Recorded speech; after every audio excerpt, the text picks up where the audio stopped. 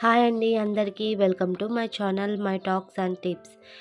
ఈరోజు ఈ వీడియోలో నేను నాటుకోడి కూర, పెప్పర్ ఫ్రై, అలాగే కర్రీ కూడా చూపిస్తున్నాను. ఒకే కూరతో 2 వంటలు చాలా ఈజీగా చేసుకోవచ్చు, చాలా టేస్టీగా. నేను చికెన్ని శుభ్రంగా కడుక్కున్నాను లెమన్ పిండేసి. తర్వాత ఒక 1/2 టేబుల్ స్పూన్ అల్లం వెల్లుల్లి పేస్ట్, అలాగే కొంచెం పసుపు, కొంచెం రాళ్ళ ఉప్పు వేసి 4 విజిల్స్ వచ్చే వరకు మనము చికెన్ని ఉడికించుకోవాలి. మరి ఎక్కువసేపు ఉడికించుకోవద్దు, చాలా మెత్తగా అయిపోతుంది. ఈ విధంగా నేను పసుపు, అల్లం వెల్లుల్లి పేస్టు, రాళ్ళ ఉప్పు వేసి 4 విజిల్స్ వచ్చే వరకు స్టవ్ మీద పెట్టాను. తర్వాత పక్కన ఒక కడాయి పెట్టుకున్నాను. కొత్తిమీరని సన్నగా కట్ చేసుకోవాలి, ఉల్లిపాయలను, పచ్చిమిర్చిని. తర్వాత స్టవ్ ఆన్ చేసుకొని ఒక కడాయి పెట్టి అందులో ఆయిల్ వేసాను. ఒక 3 టేబుల్ స్పూన్స్ ఆయిల్ వేసాను. తర్వాత పొడువుగా కట్ చేసుకున్న మిర్చిని వేసుకోవాలి. ఈ నాటుకోడి కూర చాలా సులభంగా చేసుకోవచ్చండి. ఇందులో స్పైసెస్ కూడా నేను ఎక్కువగా వేయలేదు, చాలా రుచిగా ఉంటుంది. పిల్లల నుంచి పెద్దల వరకు ఎవరైనా తినచ్చు. ప్రెగ్నెన్సీగా ఉన్న వాళ్ళు కూడా వీక్లీ వన్స్ తింటే చాలా మంచిది. ఇందులో స్పైసెస్ కూడా చాలా తక్కువగా వేసాను. ఒకవేళ ఇంకా తక్కువగా తినాలో అనుకుంటే తక్కువ వేసుకోవచ్చు. ఈ నాటుకోడి కూర అనేది అన్ని మాంసాల కంటే చాలా మంచిదండి హెల్త్కు. తర్వాత నేను ఆనియన్స్ని వేసాను, కొంచెము ఉప్పును, అలాగే అల్లం వెల్లుల్లి పేస్ట్, పసుపు వేసాను. ఆల్రెడీ మనం చికెన్లో కొంచెం వేసాం కదా, కాబట్టి చూసుకొని వేసుకోవాలి. బాగా మిక్స్ చేసుకొని మరొక 5 మినిట్స్ సిమ్లో పెట్టుకొని బాగా మగ్గించుకోవాలి. తర్వాత చికెన్ ఉడికిపోయిందండి, 4 విజిల్స్ వచ్చాయి, తీసేసాను.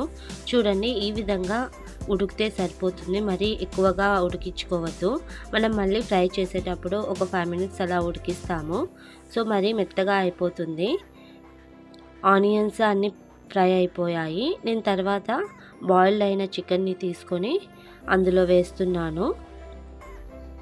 కొంచెం కొంచెంగా చికెన్ని నేను ఉల్లిపాయలు, పచ్చిమిర్చి ఫ్రై చేసుకున్న వాటిలో వేస్తున్నాను. ఇలా వేసుకున్న చికెన్ని బాగా కలుపుకోవాలి. ఆ చికెన్ పీసెస్ అనేవి కొంచెం బ్రౌన్ కలర్లో వచ్చే వరకు సిమ్ మీద పెట్టుకొని బాగా ఫ్రై చేసుకోవాలి. చూడండి, ఈ విధంగా ఫ్రై చేసుకుంటే సరిపోతుంది.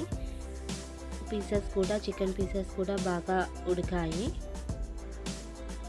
సిమ్లో పెట్టుకొని చేసుకుంటే చాలా రుచిగా కుదురుతాయండి వంటలు అనేవి. తర్వాత నేను కొంచెమే వేసాను కారం అనేది. తర్వాత పెప్పర్ పౌడర్ నేను ఒక 2 టేబుల్ స్పూన్స్ వేసాను. కొంచెం ధనియాల పొడి, అలాగే గరం మసాలా కూడా వేసాను. గరం మసాలా నేను ఇంట్లో తయారు చేసింది వేసానండి.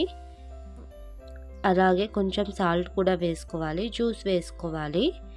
ఎందుకంటే మనం ఆల్రెడీ ఉడికించిన చికెన్లో వేసాము, అలాగే ఆనియన్స్ దాంట్లో కూడా వేసాము, కాబట్టి కొంచెం చూసుకొని వేసుకోవాలి. ఒకవేళ కారం వద్దనుకున్న వాళ్ళు స్కిప్ చేసేసి పెప్పర్ పౌడర్ ఇంకొక టేబుల్ స్పూన్ వేసుకోవచ్చు. పెప్పర్ అనేది చాలా మంచిదండి.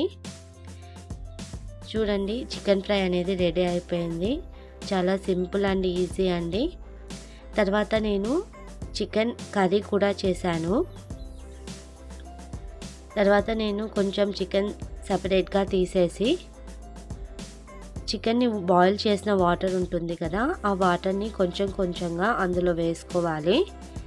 కొంచెం సాల్ట్ వేసుకొని సన్నని మంట మీద మనం ఒక 10 మినిట్స్ ఉడికించుకుంటే సరిపోతుందండి. చికెన్ కర్రీ కూడా రెడీ అయిపోతుంది. నేను ఫ్రై చేసిన చికెన్ని కొంచెం గిన్నెలోకి తీసుకున్నాను మా పిల్లల కోసం అనేసి. వాళ్ళకు ఇలా ఉంటే బాగా ఇష్టంగా తింటారు. సో వేడివేడిగా అన్నం పెట్టుకొని అందులో మనము ఈ చికెన్ పెప్పర్ ఫ్రై వేసుకొని తింటే చాలా సూపర్గా ఉంటుందండి. పిల్లలకి ఇమ్యూనిటీ పవర్ కూడా చాలా బాగా ఉంటుంది.